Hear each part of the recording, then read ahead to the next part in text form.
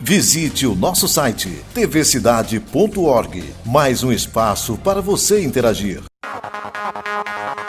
TV Cidade, o seu canal comunitário de Manaus. Você vai assistir a seguir na TV Cidade Manaus mais uma produção independente. O conteúdo é de inteira responsabilidade de seus idealizadores, produtores e apresentadores.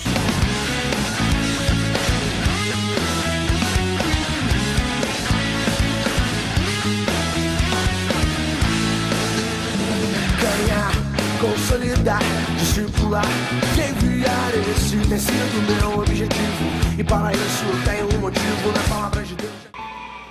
João, o evangelista João, o capítulo 14, e a partir do versículo de número 1, e ele começa dizendo assim: não se turbe o vosso coração, credes em Deus, crede também em mim. Na casa de meu pai,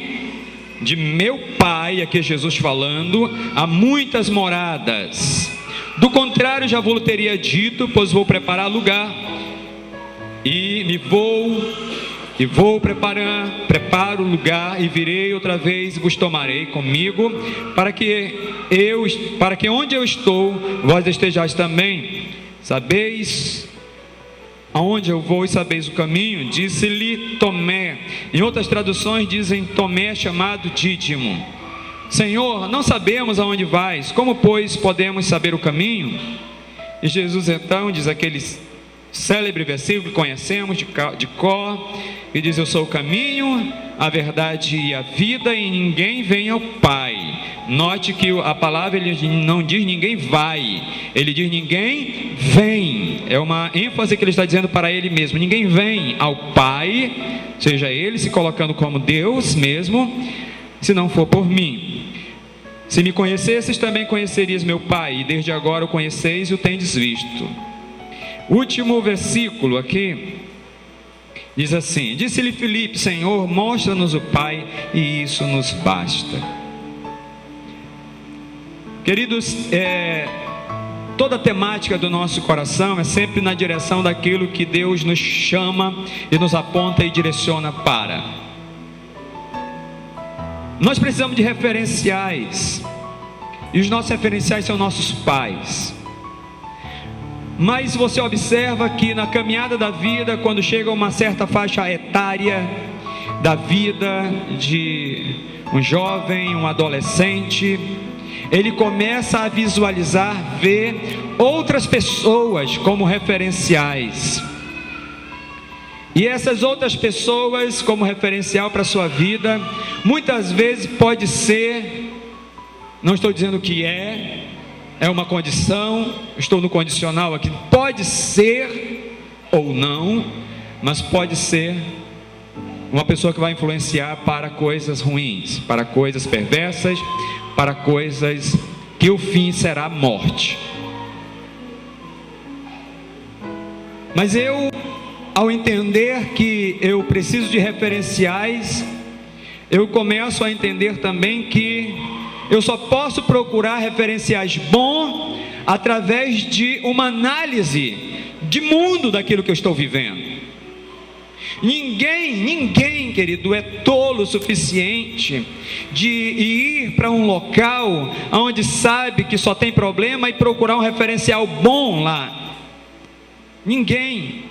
Nem um jovem, por mais que diga, mas um adolescente, ele não consegue ter uma visão clara das coisas, porque ele está numa transição, ele não sabe se é criança ou se ele já é um adulto, então ele fica naquele dilema de vida, então ele está procurando referenciais. Mas como ele acabou descobrindo que ao longo da vida dele, os super-heróis que ele acreditava, infalíveis, que nunca morreriam, que nunca errariam, ele começa a perceber também que são seres de carne e osso e que erram e que pecam também. Então ele começa a dizer: eu não preciso mais desses referenciais, e eu preciso de outros referenciais. E então, quando aqueles referenciais iniciais chegam para cobrar dele ou dela e dizer: ei, o que você está fazendo? Dentro da nossa casa você nunca viu isso, por que é que você está buscando essas coisas agora para dentro? O que é que você está pensando que está fazendo? Ei, menino, menina, o que é que está pensando que está fazendo da sua vida? Então, querido, ele começa nesse choque agora. Ele começa dentro do coração dele, por mais que ele não queira dar uma resposta, e alguns chegam até a responder para os pais, mas ele não quer dar uma resposta muitas vezes direta, mas dentro do coração ele está dizendo assim: vocês não são referenciais de coisa nenhuma, por isso que vocês não podem me chamar atenção em nada. E aí ele vai buscar piores conselhos ainda em referenciais que não são referenciais, que vão lhe dar sustentabilidade, que vão lhe dar condições, que vão lhe ajudar verdadeiramente. Mas onde é que está a maior problemática? Porque, querido, quem se junta ou quem vai em busca de referenciais para a sua vida, ele não consegue avaliar, ele não consegue ter a clara visão de que ele está tomando agora para si situações que lhe prejudicarão lá na frente. Eu olho para o texto, esse último que lemos agora. Eu acho interessante a palavra de chamada, o nome de Tomé. Também ele era chamado Tomé Dídimo. Essa palavra Dídimo significa gêmeo. Então ele era gêmeo com alguém. Mas eu li todo o texto bíblico, eu procurei todas as coisas aqui, e eu não encontrei o gêmeo dele. Eu não encontrei o gêmeo de Tomé. A Bíblia não fala do gêmeo dele, mas a Bíblia fala que ele era gêmeo com alguém. Então eu comecei a analisar na palavra do Senhor, que na verdade essa palavra gêmeo aqui, Deus está me indicando uma coisa. Ele está dizendo para mim que a quem eu me relaciono, a quem eu estou buscando conselhos, eu me tornarei um gêmeo igual essa outra pessoa, um gêmeo dessa pessoa. E Tomé era uma pessoa influenciadora. Agora estou falando de uma pessoa influenciadora que tinha tudo para influenciar para o bem, porque ele estava na companhia do melhor dos melhores, estava na companhia do mestre, do Senhor da vida. Mas Tomé era aquele questionador. Tomé, porque ele era uma pessoa influente no meio dos 12, ele contamina um discípulo chamado Filipe, que estava ali, um dos 12 do Senhor. De repente Filipe agora torna-se Dídimo da incredulidade. Lembra que falei, parece que a coisa mal pega rápido? Filipe, ao observar uma palavra de Tomé questionando com Jesus, ele já se associa àquela palavra e ele também começa a questionar também. É assim, querido, que nós vemos muitas vezes o fogo estranho chegar no arraial, e se a gente não tiver percebido como bobeiros do avivamento do Senhor, para atacar o fogo e aniquilar aquele fogo estranho, ele pode se propagar para atingir famílias, atingir outras pessoas, e daqui a pouco você não entende, porque a pessoa está fria, porque famílias não querem servir ao Senhor, porque o filho já não quer mais buscar a presença do Senhor, porque a pessoa já está começando a olhar outros ângulos. E eu estava olhando em Mateus, no capítulo 24, os versículos 22, 23, 24, é muito interessante, porque Jesus está mencionando a respeito do fim dos tempos, e ele disse: olha como vai acontecer no final dos tempos, parece que os homens, as pessoas vão ter como coceira no ouvido, comichão no ouvido, parece que tem tapuruder no ouvido agora, porque não consegue se concentrar nas coisas de Deus. E ele disse: então vão se cercar, agora eles vão se assentar próximo de outras pessoas que estão no mesmo fogo estranho, ou que são na verdade verdadeiramente os propagadores do fogo estranho, e vão se cercar como se fosse mestre ao redor deles, e vão começar a dar ouvido a essas pessoas. Essas pessoas que não têm um conselho direcionado pelo Senhor, mas são pessoas de um pseudo avivamento, dizendo: olha, vem para cá, porque aqui nós temos um avivamento genuíno, aqui nós fazemos isso, aqui nós fazemos assim, aqui você pode rebolar assim, aqui você pode comer isso, aqui você pode se embriagar, aqui você pode fazer tudo, aqui você pode pecar, aqui você pode fazer todo tipo de pornografia, que aqui nós somos liberais. E aí nós começamos a entender, querido, que este pseudo-avivamento, que na verdade é uma estratégia maligna, o próprio Jesus, no capítulo 24, já havia nos informado a respeito disso. E ele disse: olha, tende cuidado com tais pessoas, cuidado com essas doutrinas demoníacas, retiradas direto do poço, do fundo do inferno, para tentar dissuadir. E ele disse: se possível, até escolhidos do Senhor. Queridos, não brinque com as coisas. Se você é um escolhido do Senhor, saiba que Satanás, ele está 24 horas não só te vigiando, não, colocando câmeras ao teu redor, não. Ele está buscando tirar a tua vida mesmo da presença do Senhor.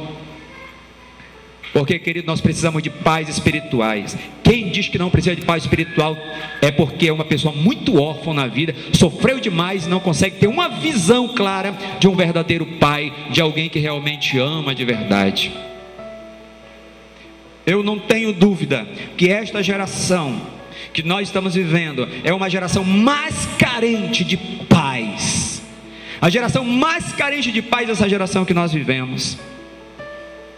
Como é que eu sei disso? Porque, queridos, tinha um tempo em que as pessoas nasciam naquele lugar e as pessoas nunca saíam daquele lugar.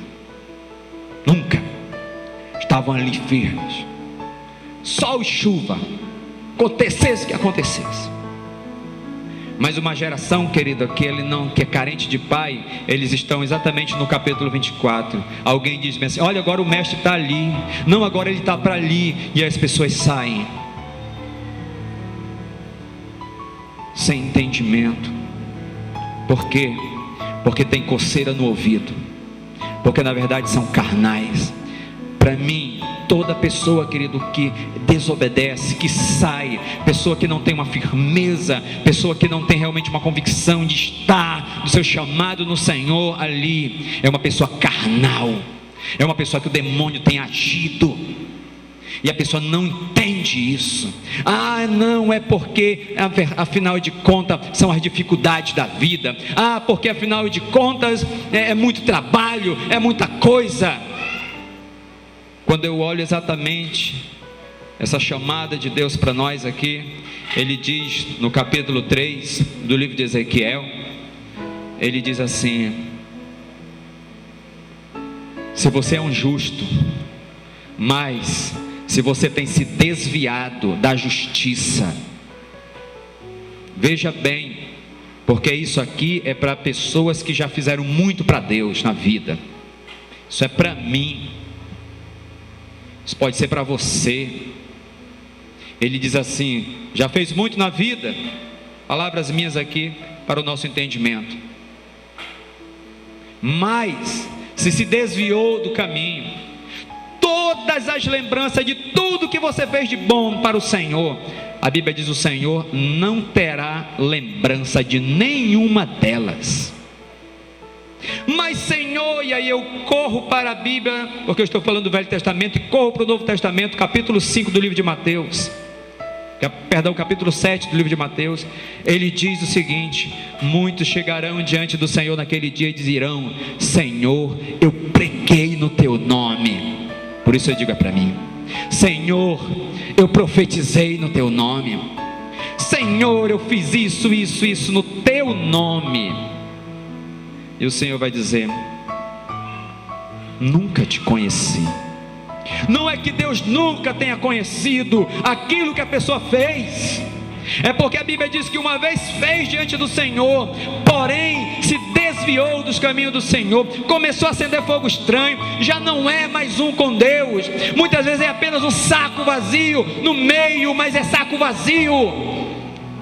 O Senhor diz assim: eu não lembro do que você fez. Deixa eu tentar lembrar que não tem nada que você fez. Mas Senhor, eu profetizei. Não, mas não tem nada. Porque o capítulo que eu li com você do livro de Ezequiel é uma chamada muito forte para cristãos, para pessoas que dizem que realmente entregaram a vida para o Senhor Jesus. Ele diz assim: eu não lembro do que você fez mais.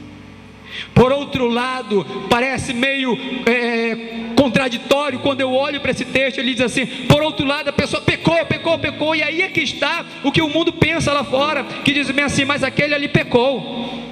Ele pecou, como é que agora ele quer dar uma de santo agora que ele está servindo a Deus? Eu conheço lá atrás, ela era prostituto, fazia isso, era macumbeiro lá e agora diz que serve a Deus. O texto diz assim, que de todo o seu passado, mas se entregou verdadeiramente a vida ao Senhor e agora não se desviou mais do caminho do Senhor. A Bíblia diz que o Senhor não lembra do pecado que a pessoa fez antes, mas o Senhor agora o chama de filho para junto dele. Olha a diferença. Por que eu estou falando isso nesses dias? Porque, querido, nós estamos vivendo nesse período que nós temos chamado a existência, o avivamento, debaixo de humilhação diante do Senhor, debaixo de jejum, debaixo de ligação direta com o Senhor, mas não no sentido de que achando que é alguma coisa diante de Deus, mas completamente prostrado diante do Senhor. Eu tenho entendido pela palavra do Senhor que tudo isto é o que nós estamos vivendo agora. Pessoas que estão morrendo nessa geração. Tenho sabido de pastores, tenho sabido de líderes que têm morrido. E quando eu olho para esse texto aqui, eu digo assim, o Senhor tem dizendo, acordando, Ele dizendo, acorda, igreja do Senhor, eu não vou me lembrar de nada se você morrer fora da minha vontade, porque quem sou eu e você, querido, para saber quando é que a gente vai ou não ser chamado pelo Senhor? Quem de nós pode garantir que está vivo amanhã? Ninguém. Nós, seres humanos, nós somos seres que nós nos acostumamos com todas as coisas, sejam boas ou sejam ruins. Eu tenho que ter realmente um entendimento para onde eu estou indo, quem verdadeiramente eu sou diante de Deus. Porque diante de uma pessoa, qualquer pessoa, eu posso aparentar tudo, querido. Estava conversando ainda ontem à noite com jovens. Eu disse, querido, vocês olham e dizem assim, poxa, que maravilhoso, que dócil, que pessoa delicada. Eu disse, vocês não conhecem o nosso passado, por isso que vocês acham isso. E é por isso que eu sempre digo que o nosso passado, ele só serve para uma coisa: lembrar de onde o Senhor nos tirou e de que para onde Deus está nos levando. É uma figura de linguagem a chamada do povo de Israel sair do Egito para a terra de Canaã para nós. Embora isso tenha acontecido de fato e de verdade, mas ele prefigura o que aconteceria com a vida de cada pessoa que decidiu aceitar Jesus. É uma saída do que estava vivendo agora para uma direção da terra prometida. Existirá dificuldade, existirá, mas só morre no caminho, querido, pessoas infiéis, pessoas que são maledicentes, pessoas que vivem falando por trás, pessoas que vivem disseminando discórdia. Só não conseguem entrar na terra prometida, pelo que nós temos uma análise clara da palavra do Senhor. Quem não conseguiu entrar na terra prometida foram os murmuradores, e a Bíblia diz que todo murmurador é um pecado de feitiçaria. Por isso é que eu chamo a palavra de carnalidade, porque a carnalidade está completamente ligada às obras de feitiçaria, porque são obras da carne. Quantos Satanás tem abraçado nesses tempos agora? Quantas pessoas têm sido abraçadas por Satanás e estão achando que é Deus? Satanás tem enganado as pessoas com uma falsidade, gerando pessoas muitas vezes com uma aparência, mas do qual a própria Bíblia diz que são lobos devoradores, com a finalidade de destruir completamente aquela pessoa. Quantas pessoas têm dito, amigo, amigo, até gastar o último centavo do amigo, e ver o amigo na miséria e depois dizer, você não é amigo. Conhece a história do filho pródigo, que se cercou de amigos, mas eram amigos de ocasião, porque ele dava alguma coisa para eles. Eu tenho visto hoje pessoas que têm se aproximado de outras, porque a pessoa tem algo, mas a única finalidade é apenas retirar aquilo que a pessoa tem, com a finalidade de também ter alguma coisa, mas simplesmente para roubar. É uma característica de Satanás. Porque a Bíblia diz que Ele é que veio para matar, roubar e destruir. Como atalaia chamada de Deus para nós, é que nós temos um Pai verdadeiro que é o Senhor. Querido, você tem um Pai verdadeiro que é o Senhor. A Bíblia diz que por mais que meu pai ou minha mãe física nunca me deram carinho, nunca me deram nada, a Bíblia diz: eu contudo o Senhor sou o seu Pai, que realmente estou disposto a lhe dar tudo. E queridos, Ele já deu tudo. Ele não vai morrer na cruz de novo, Ele já deu. O que cabe a mim agora, a nós, é agora assumir essa responsabilidade de filhos de verdade, mas filho que honra o pai. Porque, querido, há uma coisa muito legal. A Bíblia diz que aquele filho que honra viverá muito, e não viverá apenas para ter muitos anos de vida, mas viverá bem. Eu descobri na palavra do Senhor que o pai também, porque a gente olha para o filho, mas a Bíblia também diz que o pai que é fiel ao Senhor também faz com que os filhos vivam muito. Ah, que palavra maravilhosa quando eu descobri isso. Eu disse: então, eu como pai, eu posso fazer com que os meus filhos vivam muito e vivam bem também. Não é só o filho, mas, querido, preste atenção, porque a maior alegria de nós sermos filhos de Deus. Agora nós temos que honrar o nosso pai. Mas a Bíblia diz que eu não posso honrar o meu pai que eu não vejo, se eu não honro ao meu pai que eu estou vendo, ao meu pai que Deus me colocou como pai, como líder, como um mentor verdadeiro, como uma mãe que é uma mãe que ora, que busca por mim nas horas da madrugada, que busca a intercessão pela minha vida. Eu tenho que honrar, porque se eu não honrar a quem eu estou vendo, eu nunca de verdade posso honrar aquele que eu não estou vendo. Quantas pessoas são mentirosas, enganadas por Satanás, dizendo: mas eu honro a Deus, negócio de homem. Se não fosse importante, querido homem, Jesus não precisaria ter se tornado homem e vir à terra. Se não fosse importante, líder que Deus tem colocado sobre sua vida, verdadeiramente o Senhor tem dito assim: honre. E a Bíblia ainda vai mais, ele diz: aquele que é fiel no pouco, sobre o muito colocarei. Quantas pessoas, queridos, são infiéis no pouco e são fiéis, nunca conseguem entrar no muito por causa disso. A infidelidade, querido, é o maior de todas as desonras para os pais. O filho que desonra é um filho infiel.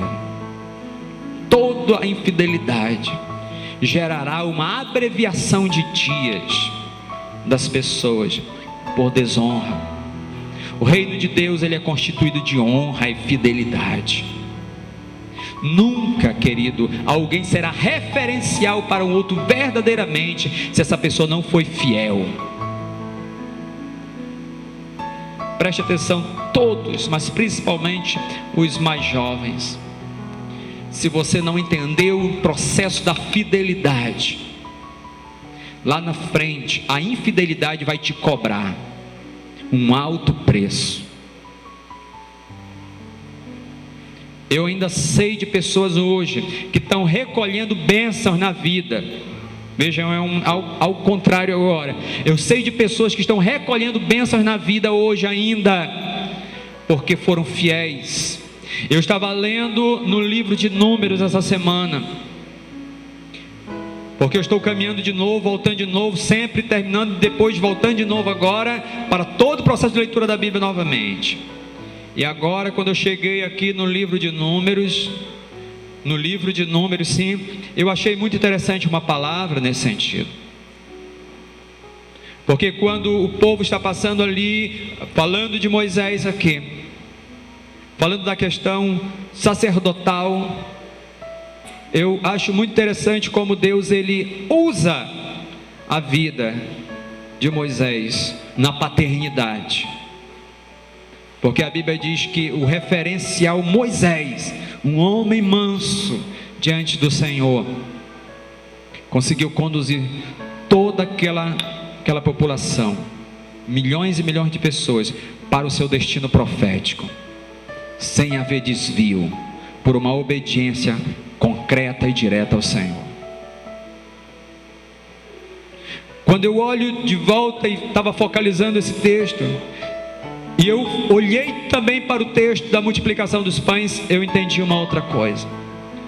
Deus, Ele dizendo para o povo: não deixe nada para o dia seguinte. Tudo que você comer do pão, do maná que eu lhe der durante a semana, não deixe nada para o dia seguinte.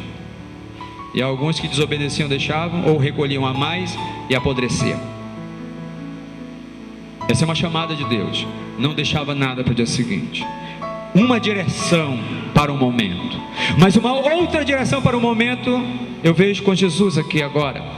Jesus multiplica pães e peixes, mas quando termina, sobeja, sobra pães e peixes, e Jesus diz assim: recolha tudo, não deixe sobrar nada para os demais dias. É o mesmo Deus que Ele está dizendo um momento aqui: não deixe nada para depois, não guarde nada. É o mesmo Deus que depois está dizendo para mim: agora esse momento guarde tudo.